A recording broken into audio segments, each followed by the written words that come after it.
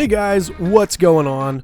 Bobby here, and welcome back to a brand new episode of the ATA Network podcast.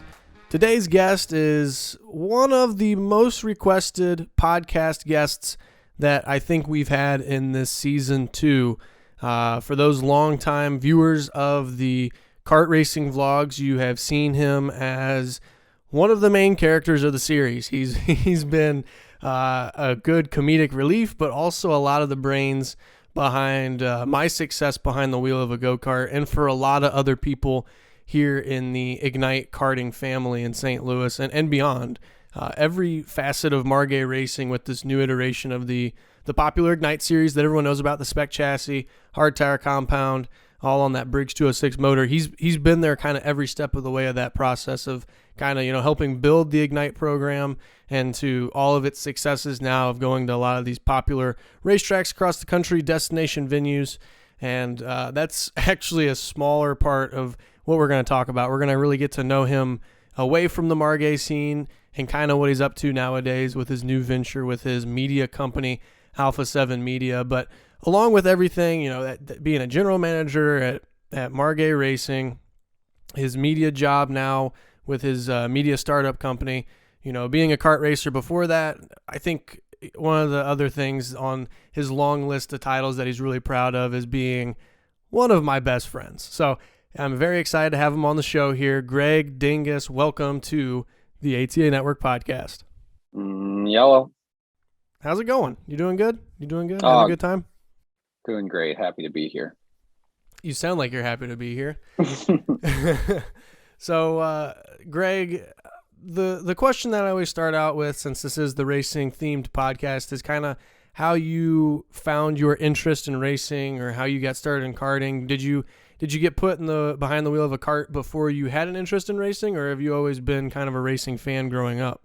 I was a racing fan by extension. My stepdad Ed, who most people around sort of the karting majors know, sort of was into NASCAR and stuff, and I was I don't know, 9, 10, I actually don't remember, and I was playing football in the street with the older kids, and Eddie called me into the house and said, "Do you want to go-kart racing?" And I said yes in a hurry so that I could get back out and start playing football again. And so he got some go-kart from a buddy and an old Emmett kart, and we headed to TNT, and I got the pants beat off me and wanted to quit. So that was my initial sort of entry into the world of racing myself. So so you started out and you initially didn't really want to jump into it. You get out there on track, you get the snot kicked out of you, which is kind of typical for your first race, right? And I think this is one of your favorite phrases, is popular in business. You don't know what you don't know. And so, like most people, when they start out, they don't know what kind of setup they should be running. They don't know how to do kart maintenance, all that wonderful things. So as a kid getting into racing, was it something that your dad kind of egged you on to get back into it and continue racing? Or was it something that you slowly started becoming more passionate about and wanted to go out there and compete in the kart? Yeah, I mean, I like driving, that part of it. I did that obviously before we started racing, and that part was really fun. It had never occurred to me at that age, that you could even go racing. Obviously you watch NASCAR on TV, those are all adults, and it didn't occur to me at the time that there was a way that we could do that at my age. So I wasn't as into it myself. And obviously after my first race, I mean, people passed me like Talladega Nights. Like, I legit thought, those people are racing against me. Those people are freaking fast. So I, was a little discouraged, but, with support from obviously, Eddie basically dragged me along, and I'm a very competitive person. So it started to eventually become, slowly became something I was more and more passionate about, for sure. You got that start in karting. You kept going out to the racetrack. When did you ever start getting success in the karts? When did you kind of move on from that track level of racing to a more maybe regional or national races? How far did you kind of climb up those ranks in the karting? Did you stay with the one chassis? Did you end up getting a new chassis? What was your progression through kind of moving up from the track level of kart racing?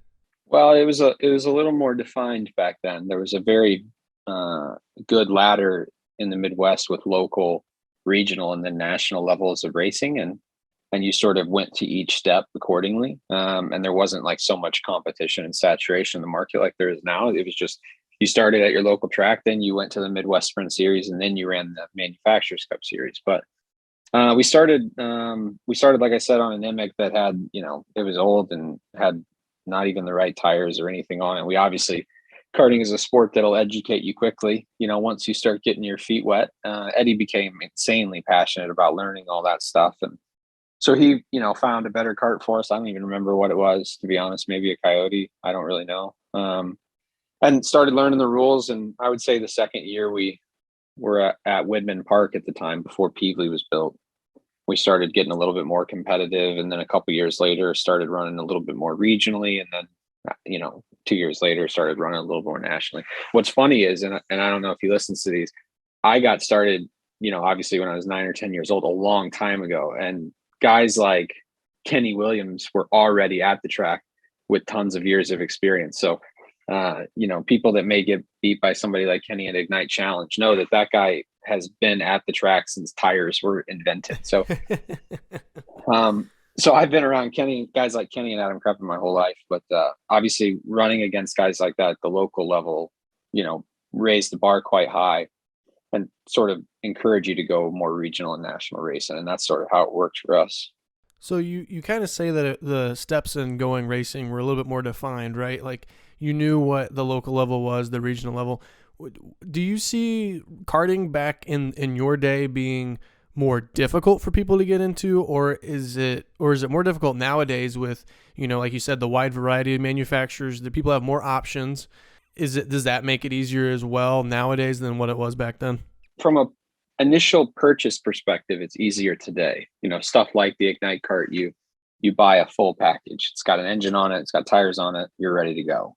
Back in the day, if you went to a chassis guy, they'd say, what class do you want to run? Where are you going to run? That determines tires and weight, and motor specs. And if you wanted to go run over here on other weekends, you'd have to have a different set of this and that. So from a purchasing perspective, it's much easier now.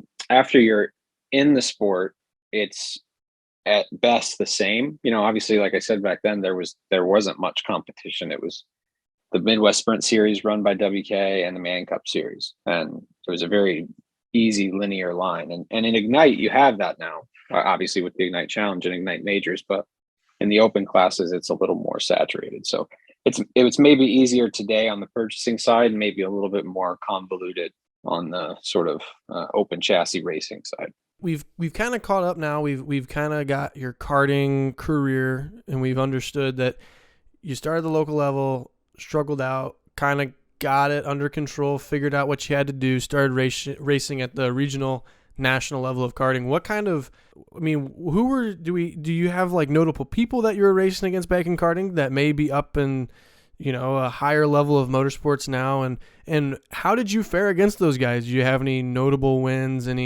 What were some of your biggest feats in your days of karting? Later in my later years, before I started wrenching full time, Newgarden and guys like Newgarden and Daly were sort of coming on the scene a bit more as the what used to be called the tag class was sort of coming about, and it was getting huge numbers at WK.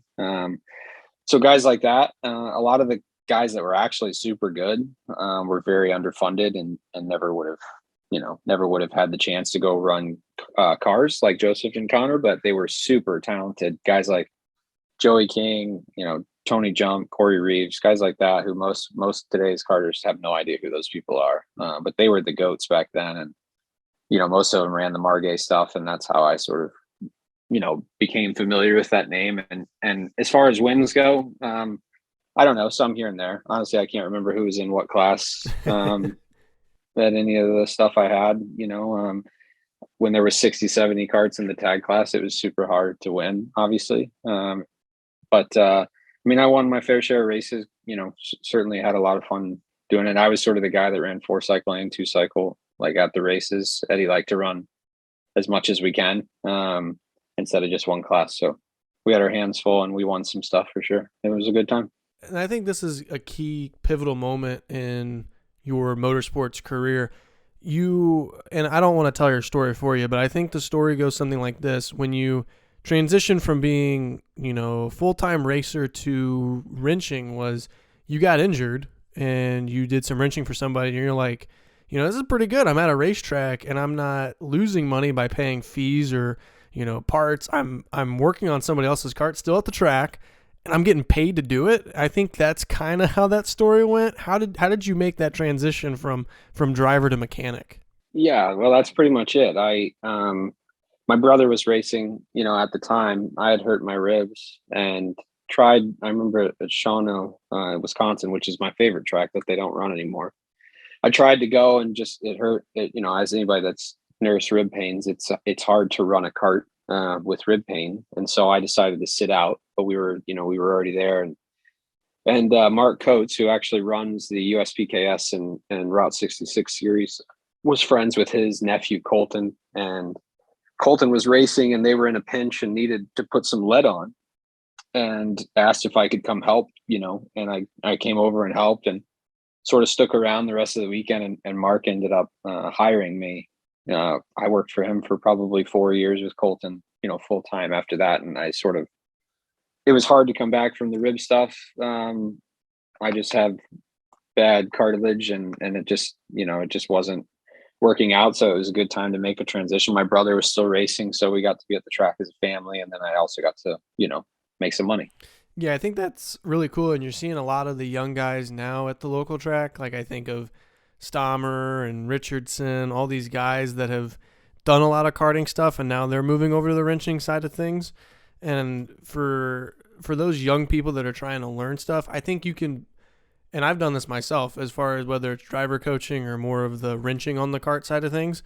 It gives you, although that you're trying to teach somebody else stuff to do in racing, it's also kind of a weird continual thing where you may also continue to learn stuff as you teach other people. So if there's people out there that are listening to this, I definitely recommend reaching out to some of those guys and getting them more involved in the teaching aspect of racing, because the more that you're able to spread information and kind of get everyone on the same knowledge base, the better the competition ends up being.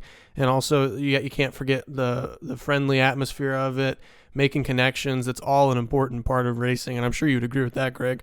Yeah, I think so. I think a lot of the young ones at our track are doing the same thing. Karting is a tough sport to learn.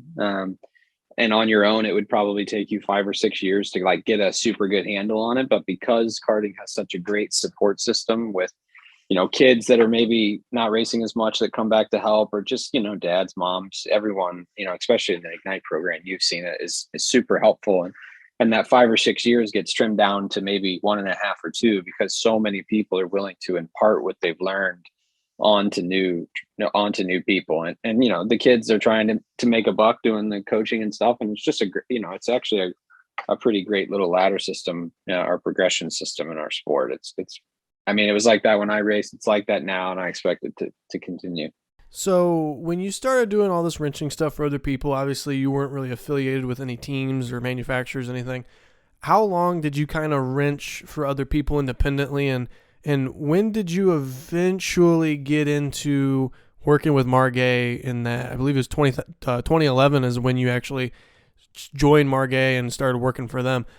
How did that kind of lead you the path to Margay? Well, I was obviously around a bit more, and I had raced Margay stuff my last couple years when in the tag stuff.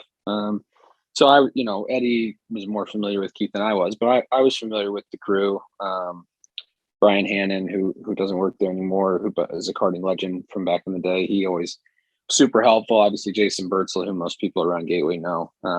And so I was around, and I had been wrenching for a while. As I went to school, I had sort of gotten out of the traveling all the time deal. And as my brother sort of stopped racing, we didn't travel as much. And so Keith had called, had heard from somebody that I had done websites and stuff. And they were, at the time, they were constructing an e-commerce site for the first time. And he basically needed some help getting that off the ground, pictures taken and things like that. And so that's how it started. It's just a part-time deal, a couple days a week doing that. And that's, the rest, as they say, is history.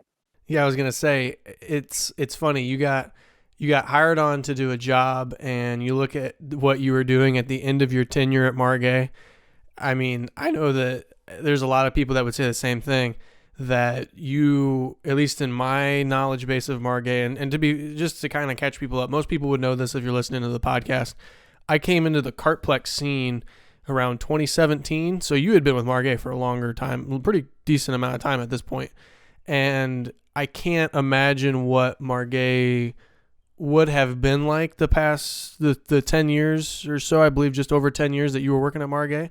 I don't know how they would have been able to get to where they are today without you, because of just how critical your role was with the company. So I think it's pretty funny that you started out as more of this media guy, updating the website, taking photos, stuff like that, and I think this says a lot about who you are as a person. You're a very dedicated dude. You're a very multi-talented guy. And, the guy that was building a website and taking photos is now the guy that's, the lead at the big challenge events, the major events, all the pre-event planning, getting stuff done while we're there at the event, packing everything up.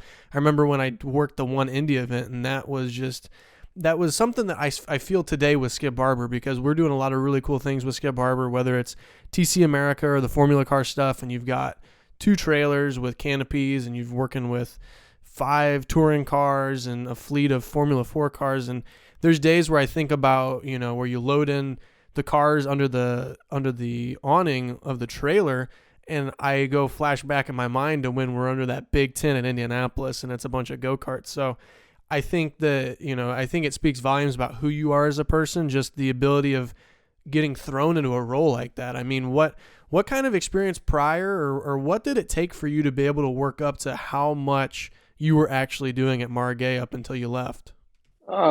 Well, obviously, you gassed me up a bit. It's important to note that none of that between basically 2014 and now, even it obviously takes a lot of good people that have varying degrees of sort of aptitude, right? Like, where I may be good at planning events, Kenny is super good at what he does, John is super good at what he does, Keith is super good at what he does. So, it took a really great group at the right time and the right customers to make it all go. But my journey at Margay is certainly a fun one, and one that I look back fondly on. It sort of just, it wasn't super formal in the way it all happened. I tried to go, I was part-time for the summer, and when school started, tried to leave. Keith basically told me no. And so I ended up staying. And then as we stayed there, I'm a very business oriented person, a very execute oriented person, and Keith's a very idea oriented person. And so it was a good fit in that way. And, if you've ever met my mom, you know that there's a big take charge attitude in our household. And it was just a really good fit. Keith had this idea, right, for the Ignite program. And I was the type of person that could help execute that. And then we get guys like John and Kenny that can further that, and Sean as well. And so it sort of just worked out. But yeah, to look back at, I started just taking pictures for the website, and then obviously writing rule books and making, business decisions with Keith, and running all the events was, I didn't look back that often, but now that I'm out of it, I have, and it's freaking crazy, man. It's wild for sure. You bring up a good point, and I'm curious, what was your role, and what did Margay look like before Ignite? Because there's a lot of people that take this Ignite program for granted. They don't really understand what, Margay was all about. Obviously, the 2-cycle platform was probably more popular. I don't know. I mean, you could still do 4-cycle on Bravo. I think that's kind of how it was originally. But what was the first couple of years of your time at Margay like?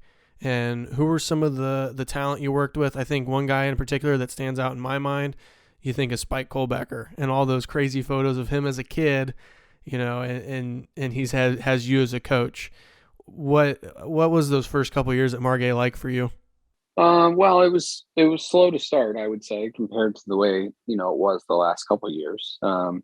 Margay pre-Ignite in 2014 was just like every other karting company, trying to develop cards for the open market. in that time between 2008 and 14, the market became insanely saturated, and the path forward was, the top drivers want deals on stuff, so you're giving stuff away to try to sell stuff. It's just a super weird business model sort of program. So that was sort of the mission at first, was just to win races at local clubs, at regional events, at national events. There wasn't much of a tent team or anything. We didn't do anything like that. We just offered support, obviously, over the phone with product, and that's sort of the way every karting company looked. And then when Keith sort of sat down and said, "Listen, I want to do this thing," and we figured out, quickly, the ins and outs of how to run the program, because we sort of became promoters at that point too, not just manufacturers. So, and that's sort of a big part of the business today, even, is, not just a manufacturer, but also an event promoter, an event organizer, which isn't something that we did. So it changed a lot over the course of that time, but it's because the program demanded it. It's hard.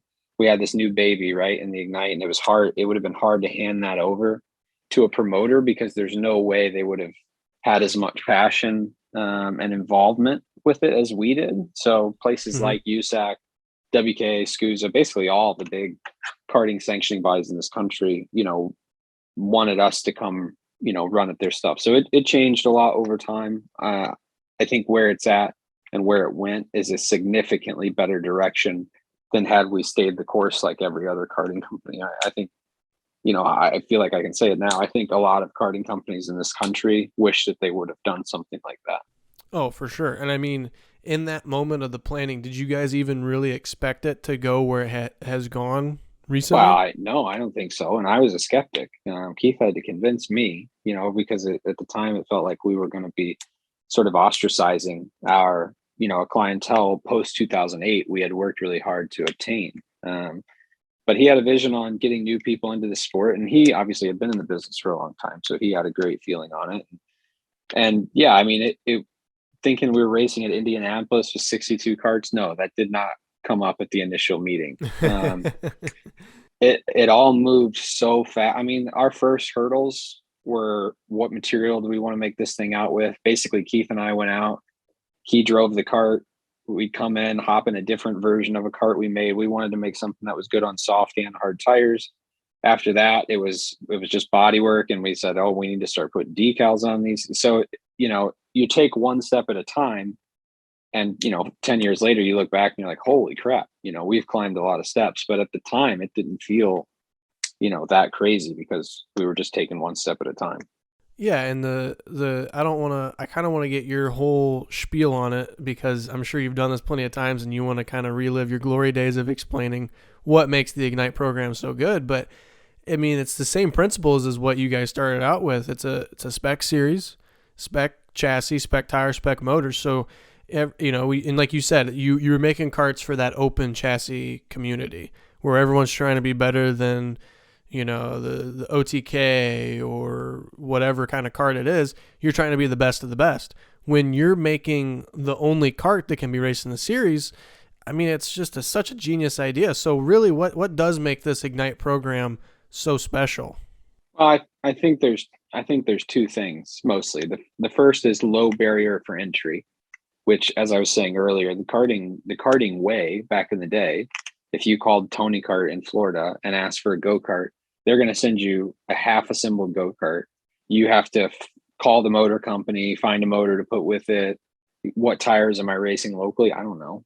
Like, how do I find that out? And it was just a very, like,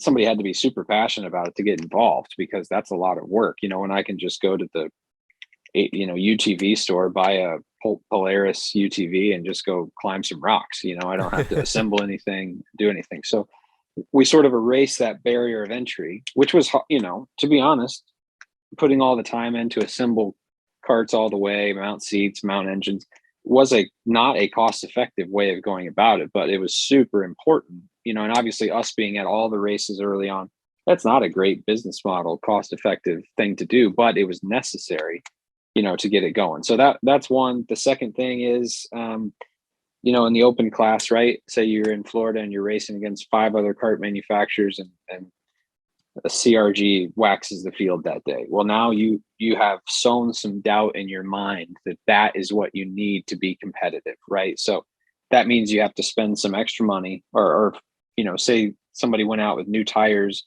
and they wax the field. Well, now next race I'm going to have to spend $200, and everybody ends up running in the same spot they would have.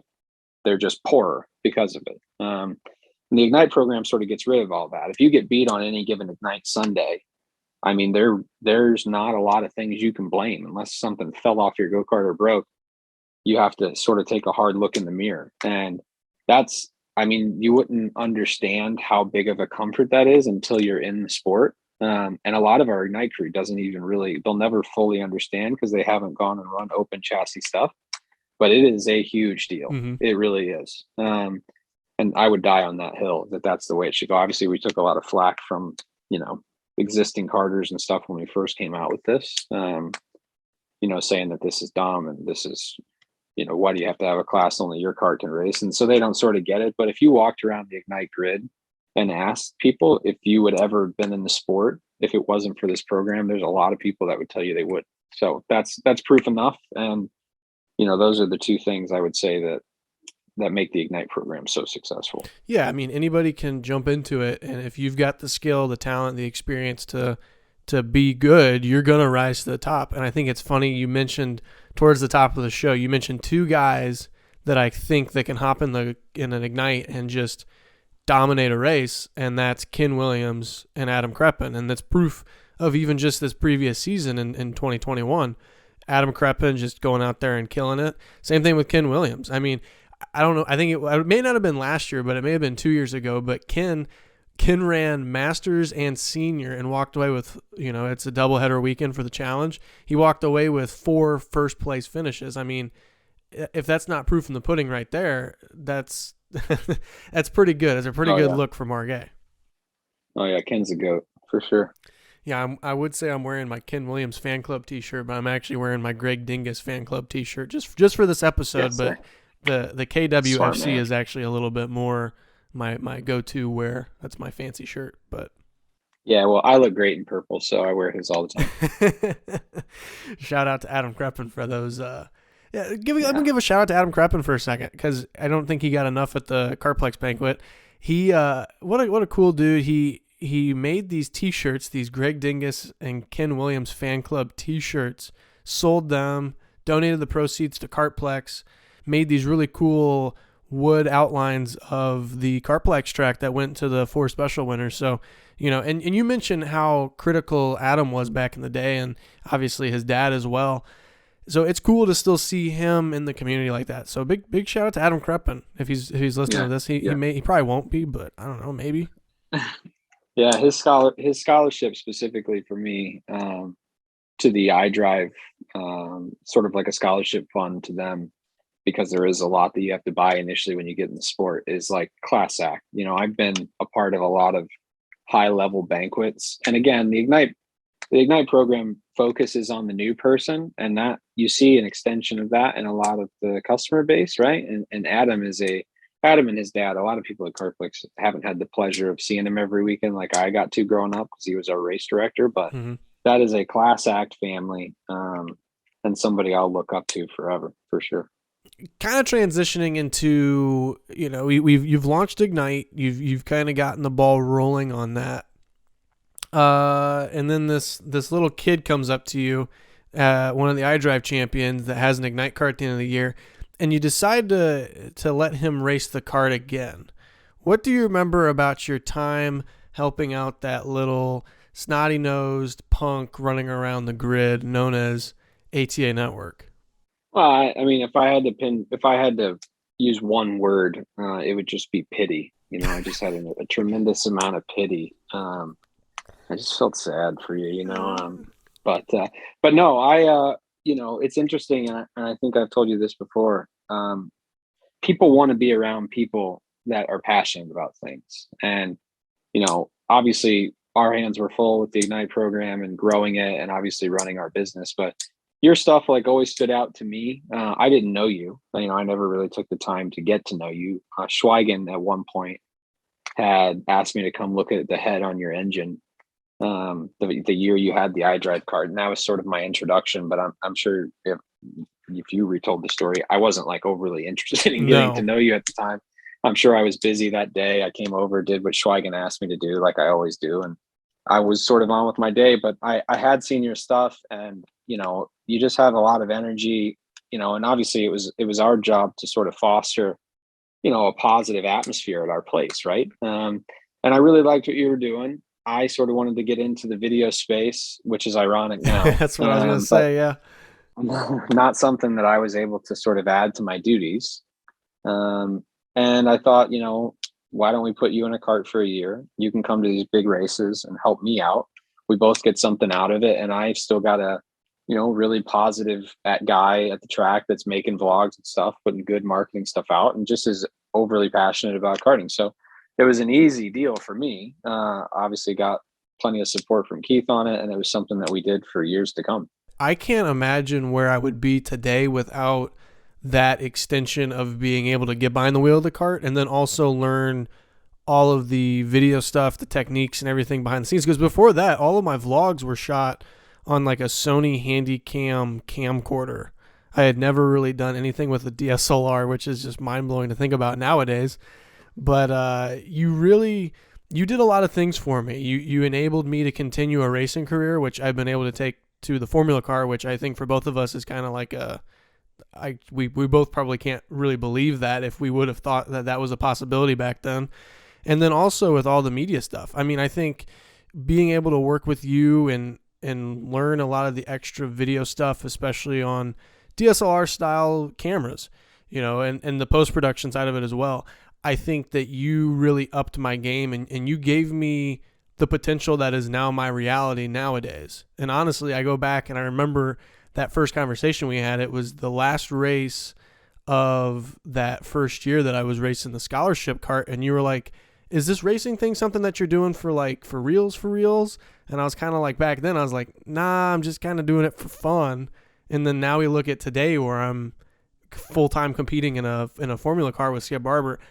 That's mind blowing. But I think that's one example of how, and just talking on behalf of you specifically, but there's been a lot of people on the Margay tent that have done this before, but just the power that, the karting community has and the positivity that you've enabled in so many other people just by helping out and giving the extra hand to. I mean, I think of Spike, like we mentioned earlier, Evan Stammer, Reed Sweeney. There's just so many talented drivers that are now harnessed under this Margay name that are going off and doing really cool things. Jordan Missig, Georgia Henneberry in the completely different, still in the racing world, but on the broadcast side of it. So it's just crazy to see how many people have been, really positively affected by Margay, but especially I got to thank you for what you've done for me. So that's not really a question, but more a statement, but I just wanted to get that out on the airwaves. Yeah, well, I mean, I appreciate it, but like I said, it was your positive attitude and energy. I'm not one to talk about chakras and energies and astrology, but it was contagious, and you sort of did that yourself. It's just, we obviously at the company at the time noticed, and that's a good lesson for other kids out there, to sort of, you don't know who's watching when they're watching, and so should always strive to be kind and happy and passionate. If you're at the scales, yelling at people, that's no bueno. So I think you were sort of always happy, and I think you've earned everything you've got. It's been fun for me, obviously to play a small part, and especially where you are now. I don't know who let you run a Formula car. I don't know whose authorization that's under, but you've made it, and I think you're obviously doing super well for yourself. So it's been a fun journey to watch. No, I really appreciate that. So we kind of move on here a little bit. Let's kind of get towards the end of the Margay journey. And I think it's clear to say that your departure from Margay had zero ill intentions against Margay. I think there was a possibility that people could believe that could be a fake assumption that people have, and we wouldn't have been talking so highly of Margay if that wasn't the case. What was the ultimate reason for you departing Margay? And it's pretty much leading on to our last kind of bit here at the end of the show with your startup, Alpha 7 Media. Well, yeah, I think obviously it's a small team at Margay, so anybody's departure was going to feel like a big one. So, that was expected. I think, people have their assumptions, of course, because they're very, people are very, we have the access we give at Margay. Everyone knows us personally. A lot of our customers have been to my house. Like, so it's a very personal, interactive sort of business where a lot of places aren't. But yeah, people asked, and it's not like I walked in one day with my dog and Kenny kicked it and I said, I'm out of here. Or John was mean to me or stole my Pepsi out of the fridge. It was nothing. It really, yeah, like you said, I loved karting. I had only ever done karting, as we've covered. I went straight from racing my entire life to wrenching, straight to Margay. And at that point, I had never been away from karting. And really, the truth of it is, I've always been an entrepreneur minded person. Margay filled that void for a long time as Keith sort of let me help build it, the Ignite stuff. And as my wife and I look down and think about, we're going to try to start a family and all this stuff. There was no point in my life where it was going to be easier for me to try to do my own thing, or run my own business. And that's really all it was. I had always wanted to do it my entire life. I watched her do it in a very short amount of time, and it sort of inspired me to do it myself, take that leap. And what I am passionate about that away from karting is, media production stuff. And so I started a media production company and sort of got the ball rolling, and it does, it's good for me therapeutically to be around still, and be at the track and stuff. And I will have a kart this year, race myself and be at the Kartplex, and I'm going to Charlotte. So it's not, if it was a bad breakup, we wouldn't be hanging out, Right. I have a lot, as you have a lot of respect for me, and the help that I helped you is the same for me with Keith. I went to school for marketing, and I learned more about marketing under sort of his wing than I had with anybody else. He gave me access to the business, and I got to learn, baptism by fire. And I would, the same as you're gassing me up about your career, I could, you could say the same for Keith with mine. And me leaving, sadly, just like you, right? You moved on from karting, and, I coached you up, and you did that. Keith coached me up, and the unfortunate result was that I moved on. But yeah, it's a fond memory in my heart, and something I plan to stay involved with forever. And it's not like this media love that you have is something that came out of nowhere. You came on to work at Margay because of your prior experience building websites, having a little bit of a company doing that sort of thing. So this is always something that you've thought about doing, wanted to do. You've even had a little bit of a video content creator sort of thing going on way before you got in with Margay. So this is something that you've wanted to do. You made the jump. You had the means to do it. What was this transition like, starting up your company and I would say you're pretty successful. I mean, you're busy. You're going to be running the Road to Indy schedule this year. You'll be probably, I don't know, you're doing some IMSA stuff as well. I mean, you're ironing a lot of different fires right now. Yeah, well, you're starting, obviously the benefit of karting, at least at the Kartplex, is a lot of business owners are around, right? You've got guys like Fashing, Jones, Blend, a bunch of guys that are around that are easy to ask, are very approachable and easy to ask questions. So, I obviously spent a lot of time, just randomly talking to them about their businesses. Would they do it again? That was a big question I would always ask. And sort of when I decided to take the jump, obviously it's scary, like owning anything. Like, is anybody going to pay for what I want to do? And I've been very lucky, I would say, starting off where we're obviously very locked in on the Road to Indy side. And, I got to shoot at Daytona, which is a totally surreal experience. I got to shoot the factory BMW on track stuff and the Heart of Racing team and the factory Aston Martin stuff. So through Daytona, all the video on Aston Martin official's Instagram page is all coming out of my camera. All the stuff on the Turner Motorsports and then the BMW on track stuff is from me. And then same with Heart of Racing. So that is a huge, if you would have told me that, I wouldn't have believed it type of deal. And the unfortunate part about running your own business is Daytona's over and now it's on to the next thing. And so that's the roller coaster game you play. But that's sort of, it's been going well starting off, of course. I don't know what my expectations were, but it certainly exceeded what I would have expected. And it's been enjoyable. Yeah, it's been good. It's interesting to hear your startup story because we had Wayne Regal on this show not too long ago, and we talked about, for someone that wants to get into motorsports photography, how you get started. And it's all about going to maybe the local level of racing, your local dirt track, or going to Gateway Kartplex even, and just shooting some stuff and trying to get picked up and slowly working your way to the next level. It's not frequent that you hear somebody like, oh, I started my media company just, late last year, and now I'm working for these race teams, these big race teams. I mean, going to shoot the 24-hour, that's not something that you can just whip around in that short couple months period. What is special about something that, maybe you were able to do, or the way that you were able to operate your company to be able to have that kind of opportunity, that kind of access early on? Well, yeah, I think he's right in that you have to build your portfolio in the media space. People aren't going to take your word for it, right? They want to see what you can do. And I was fortunate enough to, obviously, with the Ignite Autosport crew, and then as well with you running the Skip Barber and SRX stuff. And just as an example of how things come about. So I went to the SRX race in Nashville because you allowed me to, basically. Got me situated, got me wristband, and I was able to shoot that race. Not for anybody, just for myself, and experimented with some different things. That is a video that Heart of Racing Aston Martin saw and said, we want that at Daytona. And because I went to the track, because I know you, I went to the track, shot that video for myself for nothing. And because of that, Aston Martin has me on to do their work in Daytona. So it's very linear in the media space where, people see your work and then they want that work. And I was a bit lucky, like I said, to have relationships in the racing space. Somebody that isn't in the racing space, things like the 24 or the Sebring 12-hour.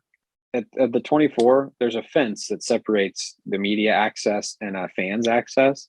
And there were probably 500 cameras on every fence from fans. So there, at sports car racing specifically, or even SRX, like the access to be able to shoot is super simple. And it would take nothing to go build a portfolio within a year's period. But yeah, the progression was build a portfolio for a year and then send it out to teams. And in my case, the timing or whatever was right. It just worked out. I'm really glad that you mentioned, though, that I enabled you to have your whole Aston Martin opportunity. So I'm expecting a percentage of whatever they paid you to shoot video for them. But it's also a really cool, like, full circle on connections in motorsports. The fact that you were able to enable me early on in the karting world to spiral me up into the Skip Barber world, while I turned that around, used my Skip Barber opportunity to then spiral you up into a bigger deal with Aston Martin. I think that's pretty cool.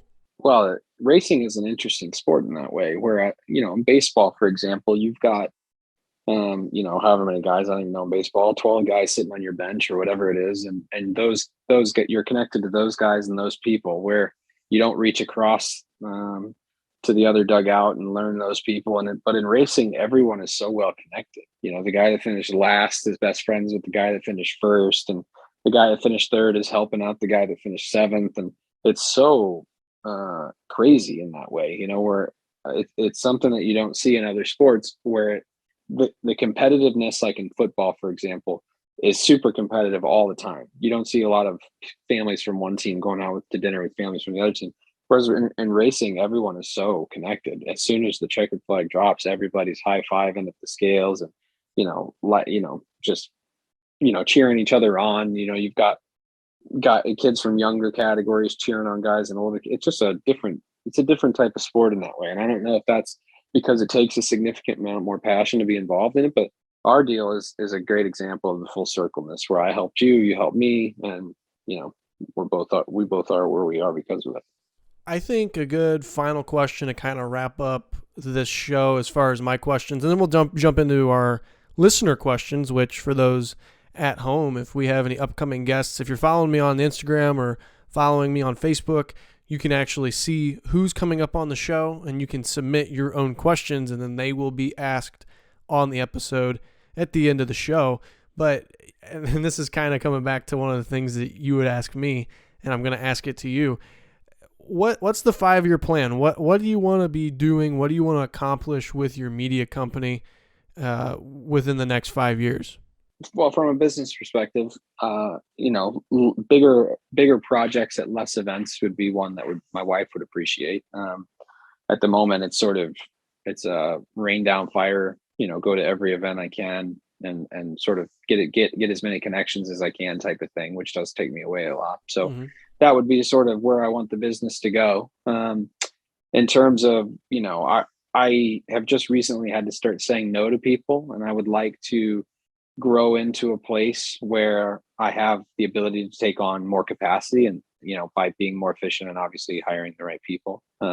So those two things I would say are something I would like to do in the future is I'm working obviously on the IMSA side. I'm working with manufacturers and professional teams, but on the IndyCar side, I'd like to start, as I work up the road to Indy, up into Indy Lights, would like to start gaining, more professional clients on that side. So, like anybody, I would say growth, managed growth, and the type of content I make, I want to have bigger impact as I continue to go up.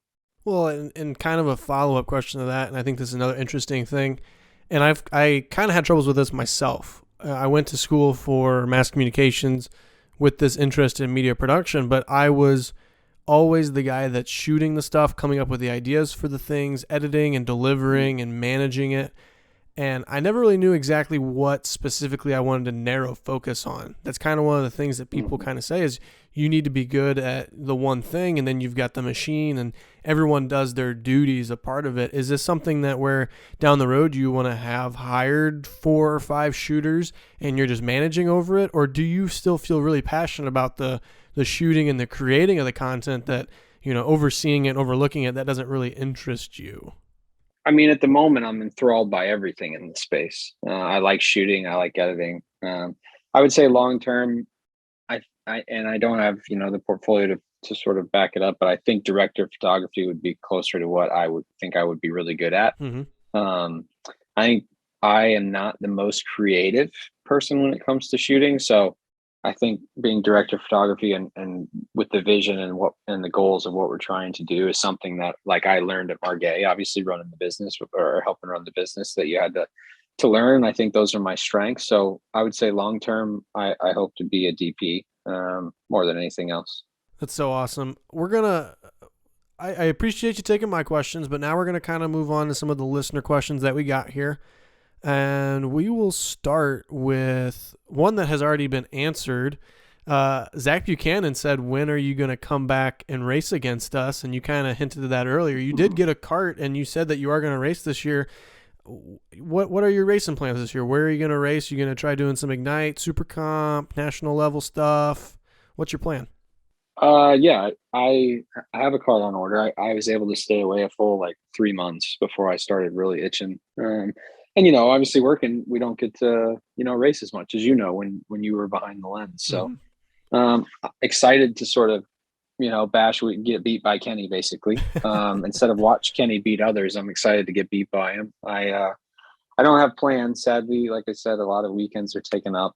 But Friday before races, when I'm in town, obviously Ignite racing at Gateway is really all I'm focused on. Another question here from Rockwell Seacrest. I think this one's an interesting one. How long did it take for you to develop the K3 setup guide? And we kind of touched on it earlier where you guys said that you had kind of different iterations of the chassis, so you guys could continue to develop it to figure out what your final product should be. So I think it'd be cool to tie that into that timeline as well. How long did it really take to develop the chassis and then develop the setup guide to be able to tell people hey, if you do XYZ to this cart, it's going to give you XYZ. So how long did that whole process take from your side of the Ignite setup?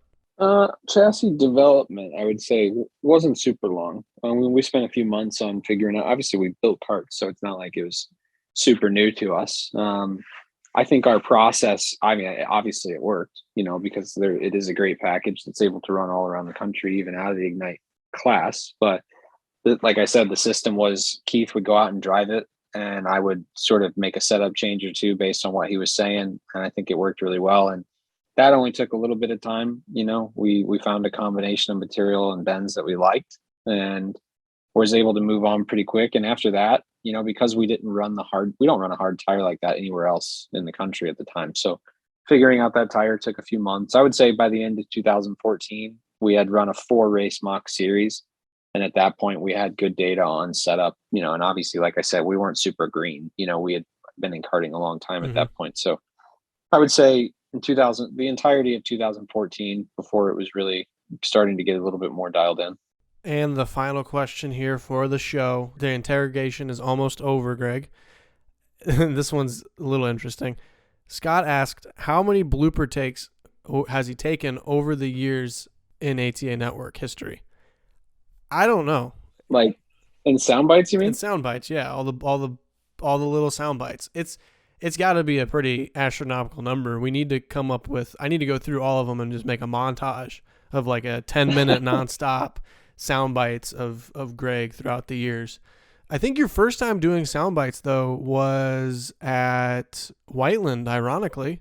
I think you might be right. I don't even remember what compelled me to. I just have, so I remember exactly how it went down, and you can add to it at the end, but it's the shot of you coming up in Fashing's golf cart, and you're like, hey, can you just point the camera at me right now, and I'll give you all your stuff now, and then you don't have to bother me later when I'm wrenching on broken carts. And I'm like, okay.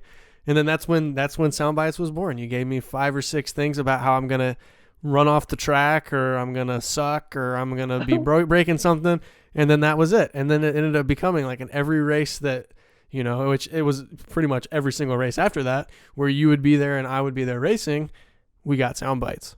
Yeah, it was just, obviously you were around a lot more and we became friends, and it was just fun to, that's just the kind of friend I am. I'm the annoying one that ribs on you quite a lot. Everyone can probably attest to that, but yeah, it was just fun. I don't know how many we did, but all of them were gold. So, well, and I would also think that 80% of them were jokingly done. You didn't actually think that I was going to run off. Maybe you did think I was going to be that bad. I mean, it is unfortunate that most of them I could then cut into the vlog later in parts as like a picture-in-picture, and then it would be like, man, you're going to have fun cleaning off that dirt off that cart when you go off through the grass, and then it plays me going off through the grass. So, and a little bit of the movie magic behind the scenes. There are some times that we did record those after that, and I just put it in earlier. I'm sorry to ruin everyone's dreams and desires. Yeah. So, Greg, I appreciate you coming here on the show. I appreciate you giving me your time. We're going to have you back to talk about, more things, whether it be the future of your second generation of your karting career or with the media company. So where can people follow you personally, and where can people follow your Alpha 7 media? Well, obviously just type my name on Instagram. I don't have a great desire to be followed personally. But as far as the company, just Alpha 7 Media, type that into Instagram and she'll come up. I post most of my work there. Awesome, Greg. I can't thank you enough for having on the show, and hopefully you'll want to come back. No, this is for sure it. Not ever coming back to this deal.